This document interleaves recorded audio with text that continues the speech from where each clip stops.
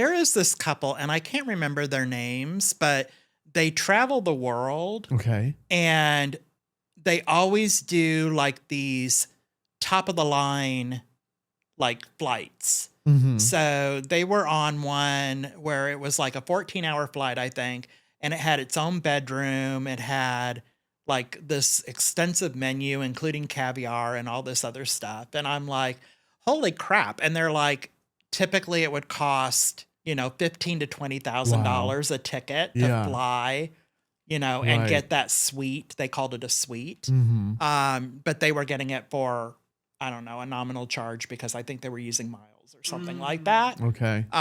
So to everyone out there, save up your miles so you can do the luxury travel. But I've been seeing a lot of those. Well, I'm just so amazed with some of these, like, especially in the Emirates planes. Yeah. They have these showers for a certain class of seats. And then, like you said, some of them just have a whole suite. Yeah.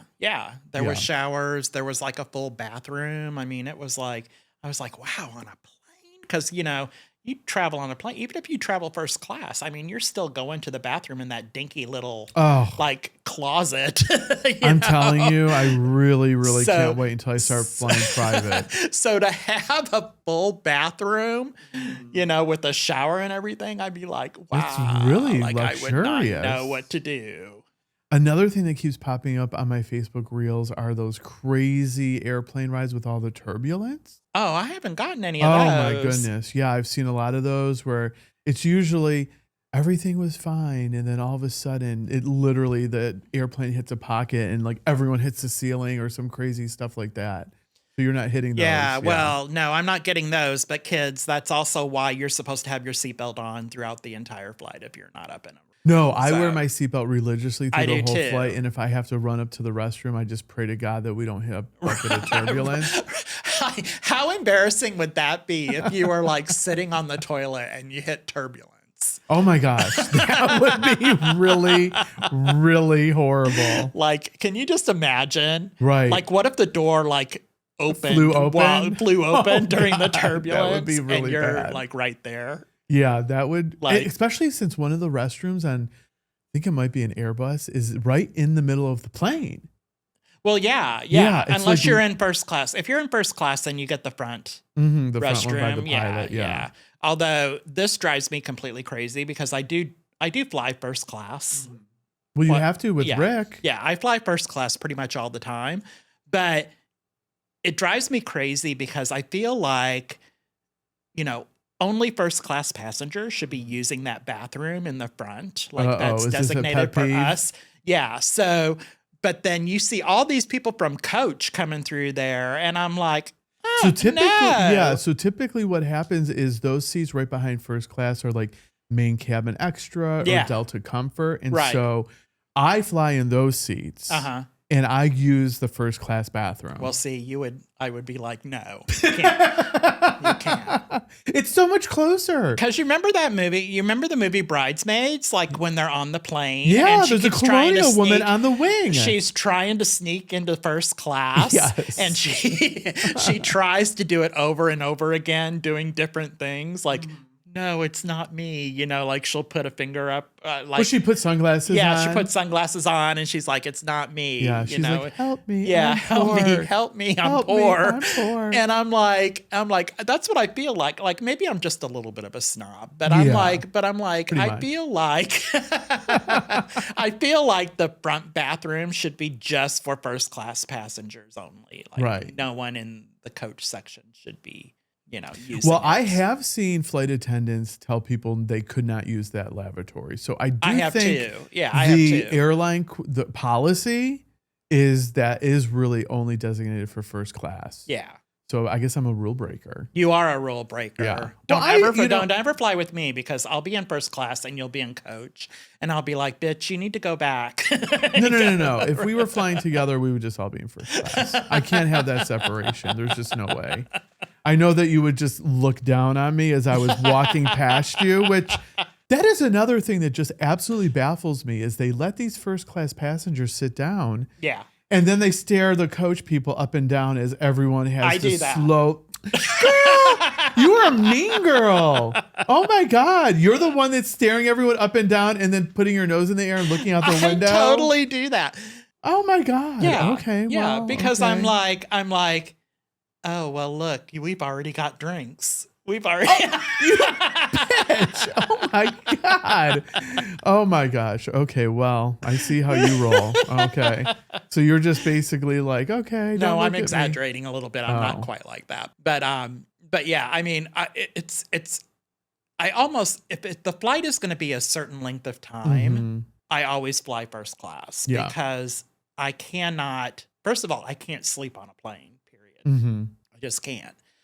And second of all, if I'm going to be on a plane longer than 2-3 hours, Mhm. I want to be comfortable. Yeah. And I feel like coach, they've made so many changes to the coach section Mhm. that you're like sardines and it's just not comfortable. Well, here's the thing. So all of the planes have been configured in the economy or the coach section for men or women that are like 5'6", that are like 90 pounds. Yeah. So if you're over that, you're going to be uncomfortable. Yeah.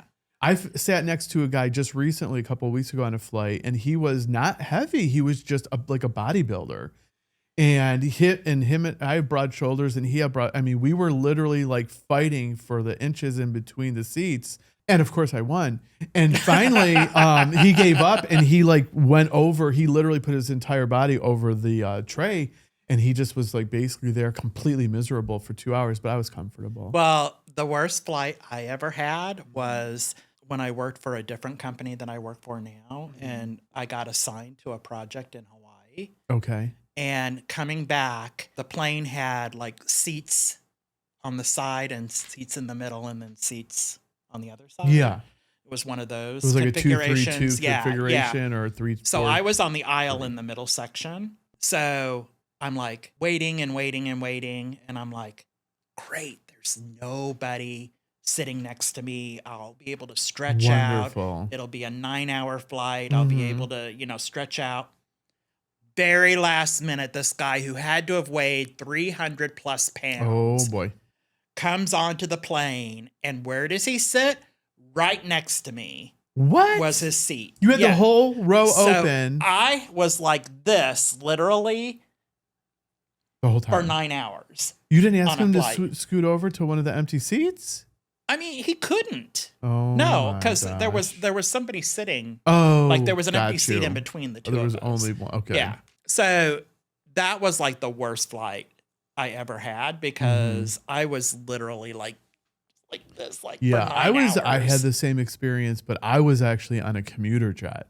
So it was a small plane. Yeah. It was a 1 seat aisle, 2 seats. And it was probably maybe 15 rows. And this guy, he was probably like 6'4", 300 pounds. And I did the same thing the whole time. I was just kind of like that. Was it like a propeller?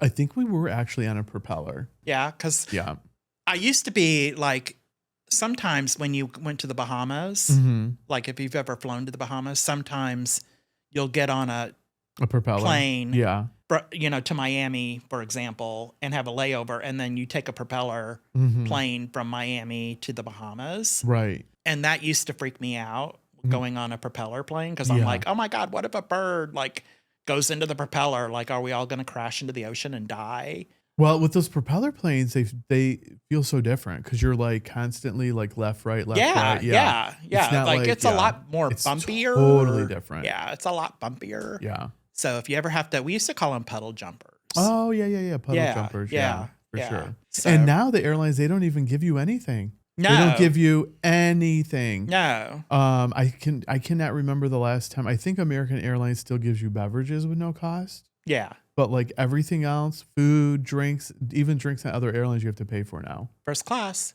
Unless you do first class, which I'm not willing to pay an extra $1,000 for a Coke. You don't have to pay. You use your miles. In first class.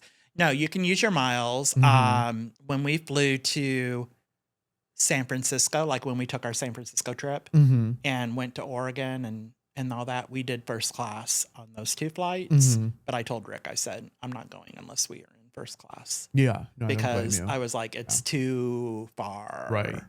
So, and plus he's tall. Like he's He's super tall. He's very like tall. He's like 6'2", 6'3". Yeah. So he needs the yeah. extra leg room.